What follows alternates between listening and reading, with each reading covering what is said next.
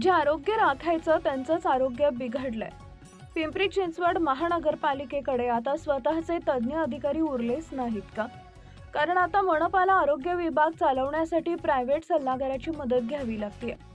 मनपानं आर्थिक वर्ष 2025 ते 26 साठी आरोग्य विभागाला सल्ला देण्यासाठी तब्बल 5,50,00,000 इतका निधी मंजूर केलाय. म्हणजे जे अधिकारी आधीपासून आहेत त्यांचं काय काम चाललंय? जर त्यांना विभाग चालवता येत नसेल तर एवढ्या भरभक्कम पगारावर त्यांची नियुक्ती कशासाठी केली गेली? शहरातील रुग्णालयांमध्ये डॉक्टरांची कमतरता, औषधांचा तुटवडा आणि आरोग्य केंद्रातील गोंधळ हे सगळं थांबवण्यासाठी प्रशासनाला आता सल्लागार हवेत. पण नागरिकांचा प्रश्न एकच, सल्ला देणाऱ्यांना पैसे देणार कोण आणि परिणाम बघणार कोण? पिंपरी चिंचवड मनपाचं आरोग्य आजारपणात आहे आणि उपचार म्हणून प्रायव्हेट सल्लागारांचं इंजेक्शन दिलं जातंय. पण या इंजेक्शननं आजार बरा होणार की नागरिकांच्या पैशांवर अजून वाढणार?